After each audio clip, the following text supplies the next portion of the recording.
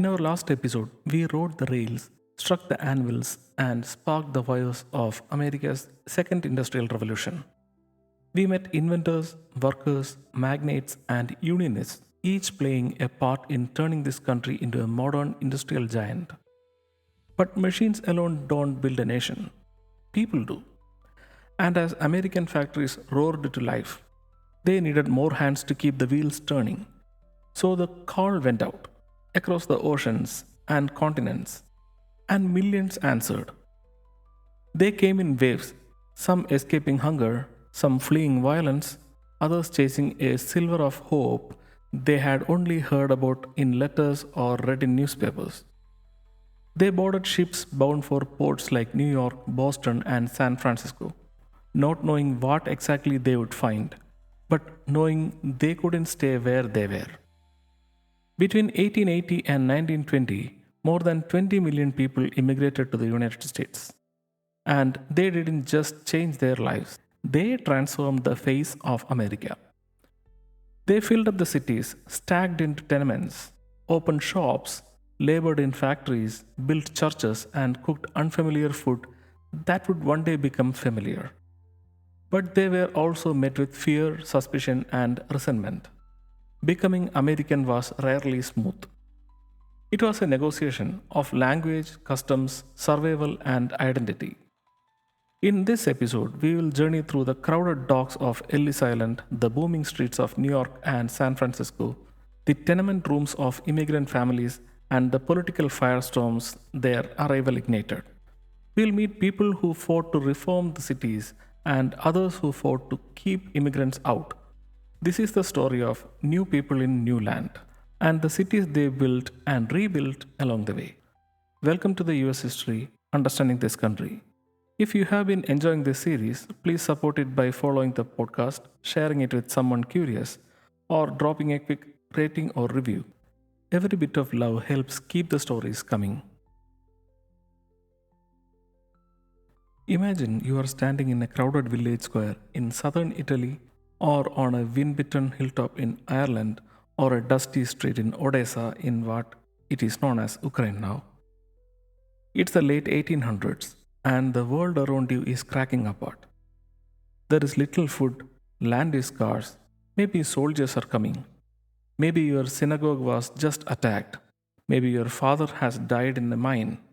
Or maybe your neighbor received a glowing letter from America saying wages are high, land is cheap, and anyone willing to work can build a new life. This was the world that birthed the new immigrants. They came by the millions, pulled by promises, pushed by desperation. Entire villages sometimes sent a few of their strongest.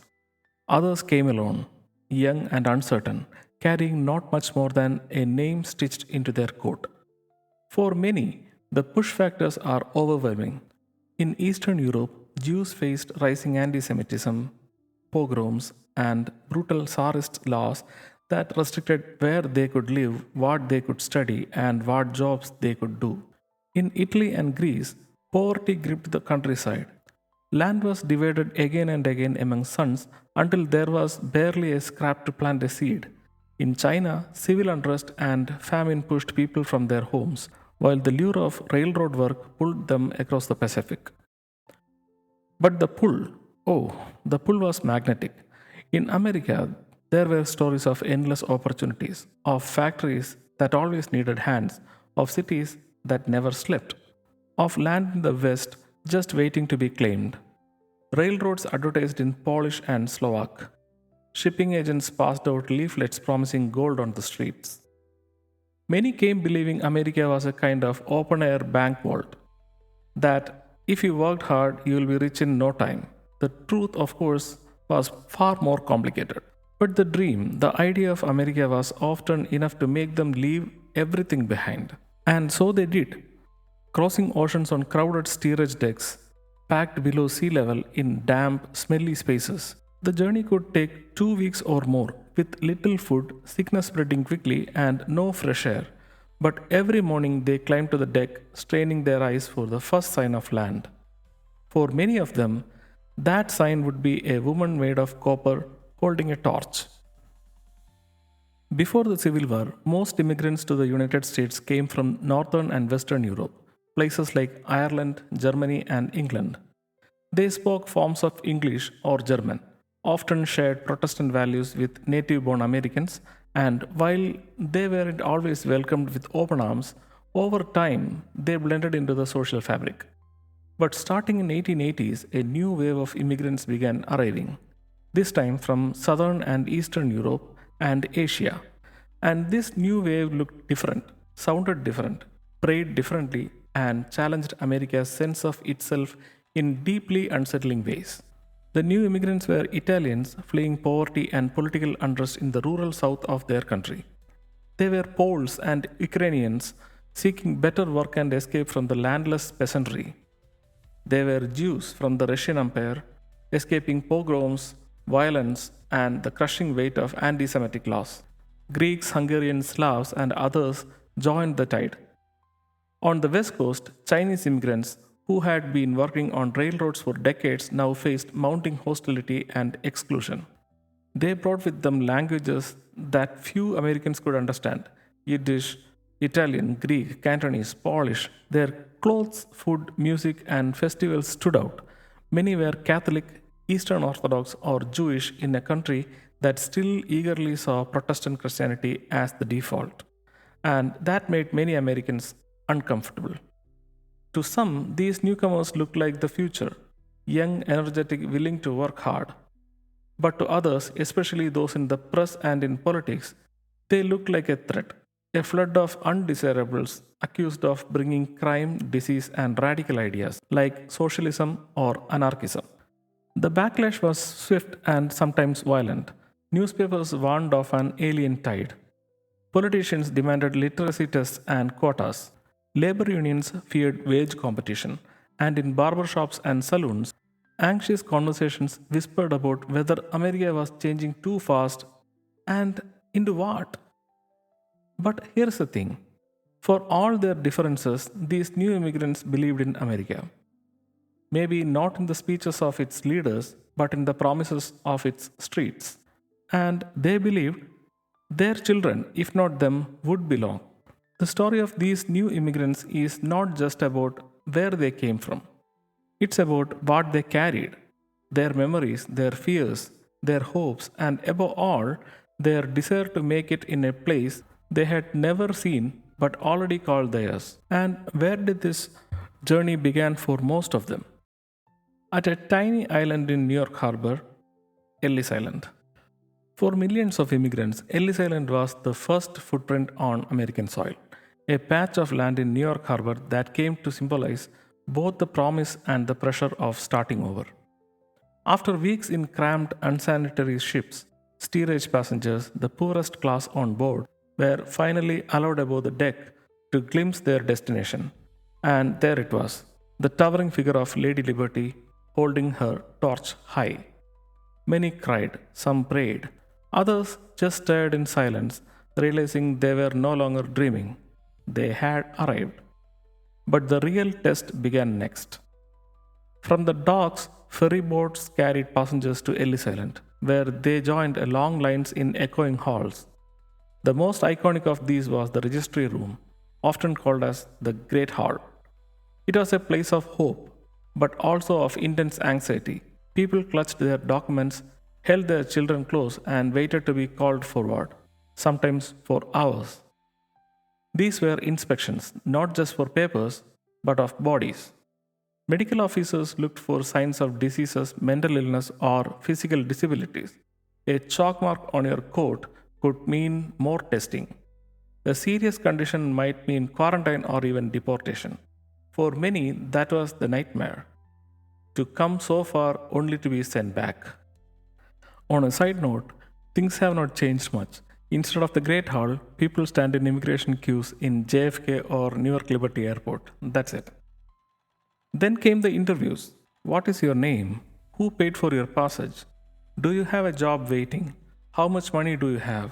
The goal was to weed out criminals, radicals, and anyone deemed likely to become public charge. It was bureaucracy with a human face, but one that didn't always smile.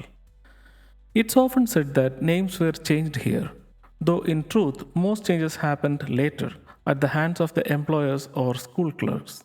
Still, for many, Ellis Island marked the first shift in identity. From Giuseppe to Joe, from Spilsman to Sam, some changes were chosen, others weren't. And if you passed, you step into America with a small tag pinned on your coat and a new kind of nervous joy. For many, that next step led directly into the trains at the Central Railroad of New Jersey, in what it is today Liberty State Park. From there, new Americans fanned out to cities like Chicago, Pittsburgh, Cleveland, and beyond, chasing work, family, and the dream they had crossed an ocean to find. But not everyone entered through Ellis Island. On the west coast, immigrants, especially those from China, passed through Angel Island in San Francisco Bay. It was harsher, more hostile, and far more suspicious. Chinese immigrants were grilled with interrogations that could last days, and many were detained for weeks or months. While Ellis Island welcomed, Angel Island often screened with skepticism, reflecting the racial and political fears of that time. Still, whether it was Ellis or Angel Island, the arrival marked a threshold, a border between old life and new one. And while the paperwork ended, the real challenge was just beginning. Because now they had to figure out how to become an American. Arriving in America was one thing. Becoming American, boy, now that was a whole different journey. For the new immigrants, the challenge wasn't just finding work or housing. It was about figuring out how to fit in without losing themselves in the process. Every street corner, every classroom, every paycheck came with a quiet question. Do I hold on to who I am, or do I try to become what they want me to be?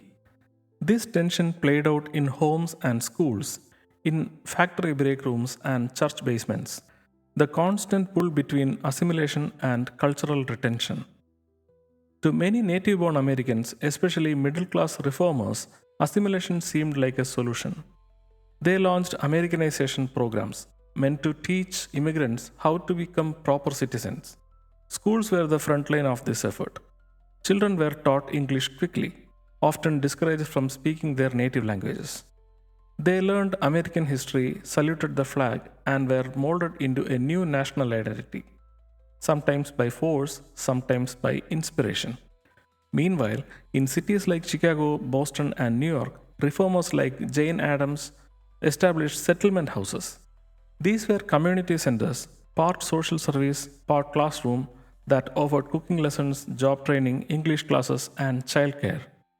While they certainly helped immigrants adjust, they also carried a subtle and sometimes not so subtle message: leave the old world behind. But immigrants didn't come empty handed. They brought with them cultures rich in language, faith, food, music, and memory. And they built neighborhoods where those identities could live on. In New York City, the Lower East Side became the dense hub of Jewish life. It was filled with Yiddish theaters, kosher bakeries, and synagogues on every block. A few streets away, Little Italy bloomed with espresso bars and Catholic processions. In San Francisco and Boston, Chinatowns preserved languages, customs, and cuisines that might have otherwise vanished. Even today, if you visit the Chinatown in New York, you might be wondering whether it is New York or actually you are in China. These weren't just enclaves of nostalgia, they were engines of survival. Within them sprang up mutual aid societies where neighbors helped neighbors with loans, funerals, jobs, and advices. Immigrant run newspapers printed the news in native tongues. Churches, mosques, temples, and cultural centers offered refuge, ritual, and connection. Becoming American didn't mean giving up everything. For many, it meant blending. A child might speak English in the classroom and Yiddish or Sicilian at the dinner table. A mother might wear a modern coat over her traditional sari or shawl. A community might celebrate the 4th of July with fireworks and also keep fasting for Ramadan or lighting candles for Hanukkah, or even with fireworks on a Diwali night. Over time, what it meant to be American began to stretch, slowly, unevenly, and not without resistance, to include more faces, more names, more flavors. But while immigrants were shaping cities with their hands, sweat, and stories, the cities themselves were changing too. They were growing, fast, chaotic, and often without control. If we had stood on a street corner in New York in 1850, you would have seen a bustling but manageable city. Some gas lamps flickering, horse drawn carts clattering along the cobblestone roads, people in top hats and bonnets weaving between markets and row houses. But by the dawn of 20th century, that same corner would have become a different world entirely. Alive with the clangs of streetcars and smoke of factories, steel skeletons of skyscrapers rising into the sky, and people everywhere. Lots and lots of people. This wasn't just a facelift, this was literally an explosion.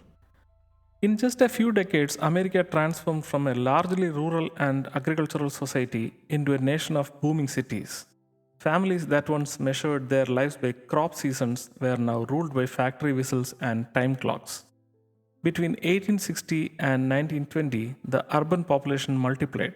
Millions of people poured into cities, both from rural towns within the US and from overseas. The fuel behind this transformation, yes, industrial jobs and immigration. Factories were hungry not for coal or steel, but for human labor. Immigrants arriving at the ports were swept almost immediately into work, sewing in garment shops, hammering in construction crews, operating looms and presses and lathes. Meanwhile, thousands of young Americans left farms in places like Iowa or Georgia to seek their fortunes in cities, chasing wages, excitement, or simply escape. Cities like New York, Chicago, and San Francisco didn't just grow, they doubled, even tripled in size. In 1860, the New York City had just over 800,000 people. By 1900s, it had more than 3 million. Chicago rose from a muddy trading post into the second largest city in America. San Francisco, driven by both gold rushes and railroads, turned into a glowing Pacific gateway. But this growth came very fast and messy. Housings couldn't keep up. Streets flooded with people, carts, animals, and waste. Water and sewer systems were often overwhelmed or non existent. Fires and disease spread easily. And towering above it all was the tension, the city as both a beacon of opportunity and a crucible of hardship. Still, for all its noise, grime, and pressure, the city became the symbol of the new America. Modern, industrial, diverse, and in constant motion. And within that motion, daily life had to adapt from the buildings people lived in to the ways they moved around to where they found fresh air amid the chaos. City life in the late 1800s was a study in extremes. Immense wealth on one street, grinding poverty on the next. While the skyline was rising, so were the struggles of those who lived in its shadows. For many working class immigrants, tenement housing was the only option. These were narrow, multi storied buildings crammed tightly together, often without proper plumbing or ventilation. Entire families, sometimes multiple families, squeezed into a single room. Windows were rare, fresh air was a luxury. Trash and sewage piled up in alleys. Diseases spread fast. In summer, the heat was suffocating. In winter, the cold was merciless. And yet, this was home for millions. The upper class rarely saw this world until a man named Jacob Riis made it impossible to ignore. Riis was a Danish immigrant himself, a police reporter with a camera and a conscience.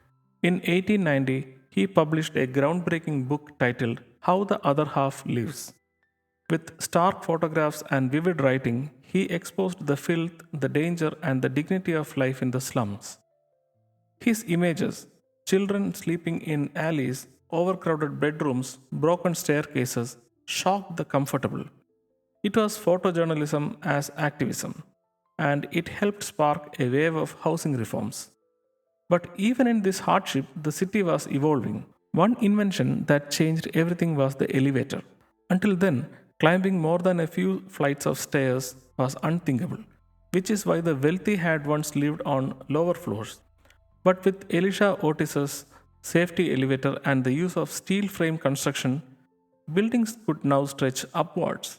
the skyscraper was born.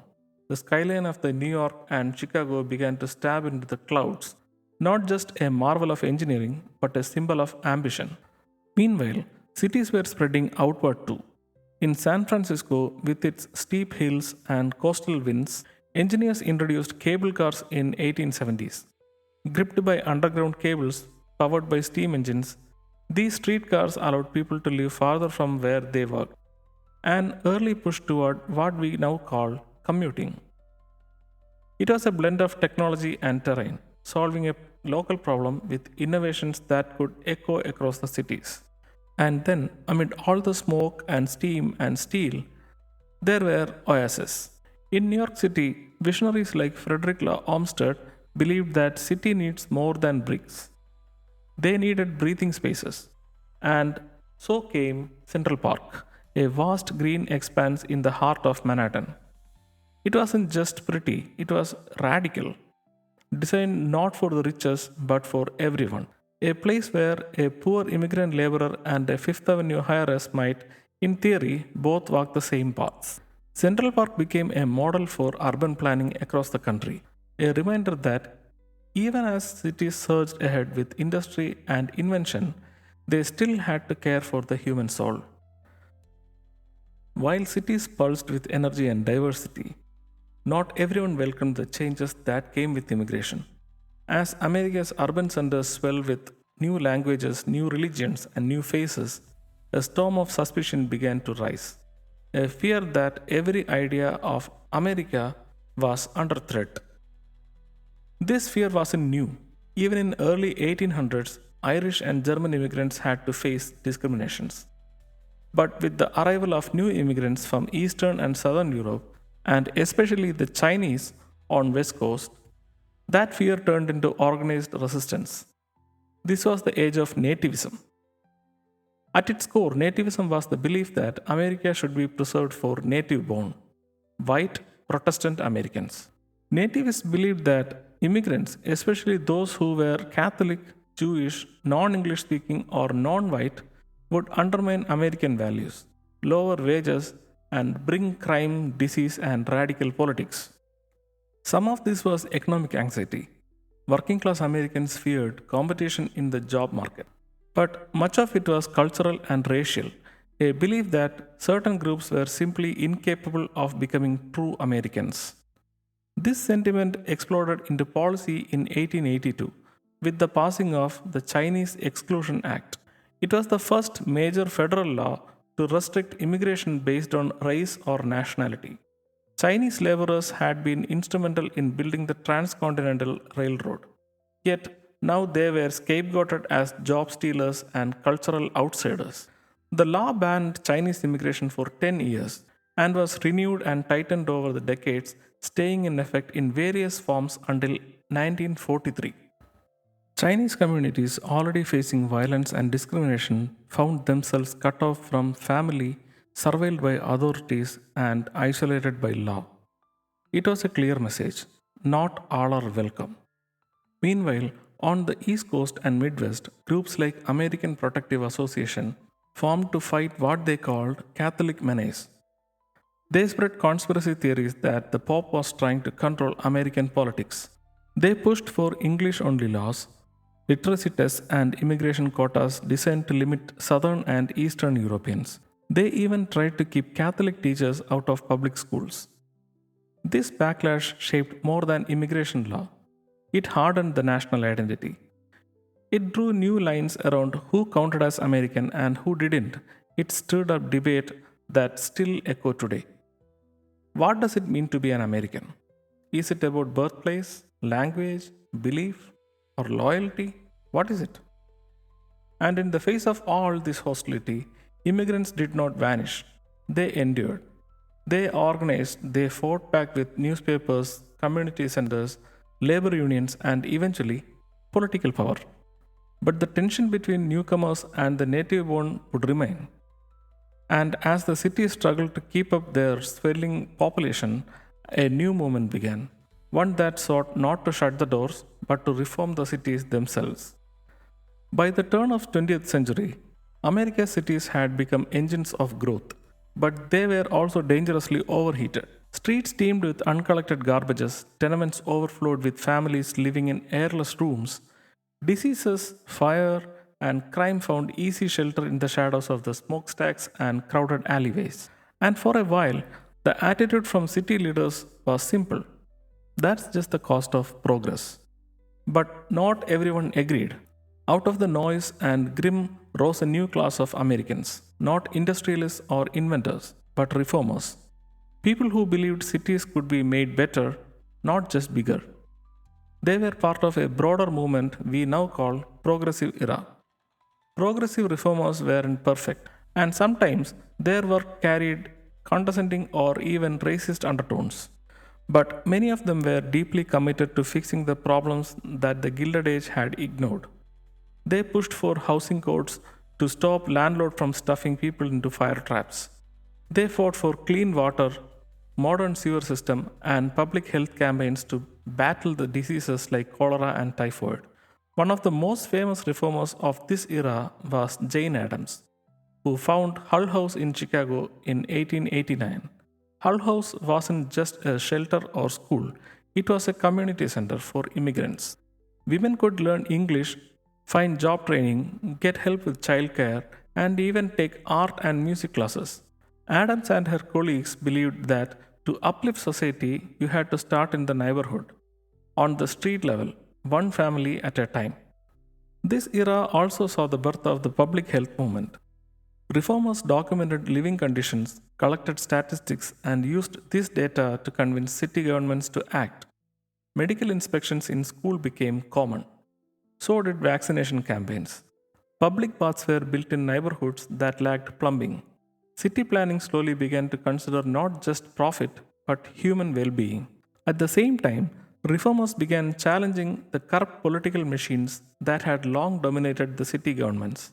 Groups like Tammany Hall in New York had once bought votes with jobs and favors, but reformers demanded transparent elections, professional city managers, and an end to backroom deals.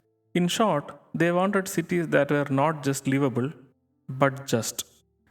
These early reforms laid the groundwork for later transformations in labor rights, education, housing, and governance. They showed that the cities didn't have to be chaotic jungles of survival. With vision and will, they could be designed for dignity, places where the American dream could actually take root, even in the hardest soil. So, as we close this episode, we see how the story of immigration is also the story of the modern American city, crowded, imperfect, but alive with possibility.